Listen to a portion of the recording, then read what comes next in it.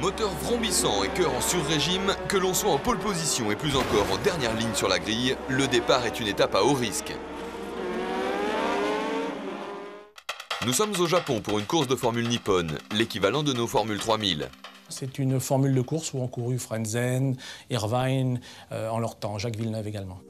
Véritable antichambre de la Formule 1, les pilotes qui courent sur ce genre de monoplace sont motivés à l'extrême. Dans ce genre de formule Nippon, comme la Formule 3000, qui est juste la marche qui précède l'accession à la Formule 1, c'est sûr que les gens ont envie de se battre pour atteindre la Formule 1. Et à ce moment-là, on est prêt à tous les risques. Surtout au départ. Choc à 120 km/h, une vitesse atteinte en 3 secondes. Ce jour-là, en milieu de grille, 2 voitures de la même écurie sont encore à l'arrêt, alors que les autres bolides se sont élancés. L'explication est ridiculement simple, ils ont calé.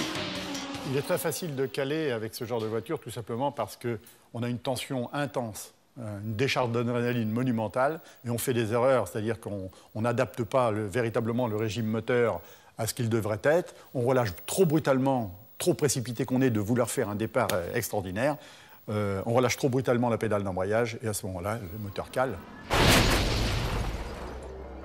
Erreur de débutant trop fougueux donc, mais le départ génère souvent ce genre de comportement. C'est des fous au moment du départ. On irait presque jusqu'à tuer père et mère pour arriver à se frayer un passage. Un départ réussi peut vous permettre de grignoter quelques places par rapport à votre position sur la grille et à ce moment-là, éventuellement, même de prendre la tête. Donc c'est super important et on ne pense qu'à une seule chose, c'est accélérer. Freiner, c'est un truc qui ne vous vient vraiment qu'au tout dernier moment. Et c'est pour cette raison que l'accident est inévitable. Certaines voitures essaieront d'éviter les 2 pilotes immobilisés, en vain. Il masque toute la piste pour les pilotes qui suivent. Et encore ici, la piste est relativement large, donc les possibilités de dégagement d'un côté ou de l'autre sont grandes, mais il y a certains circuits où c'est beaucoup plus étroit. Le temps de réaction doit être très très rapide. Et malheureusement, derrière, eh bien, les pilotes n'ont pas beaucoup d'opportunités de se décaler d'un côté ou de l'autre. Et c'est le choc terrible et immédiat, heureusement sans conséquence. En effet, les pilotes des 7 voitures accidentées sortiront de leur monoplace détruite sans la moindre égratignure. Vie sauve, mais quelle frayeur!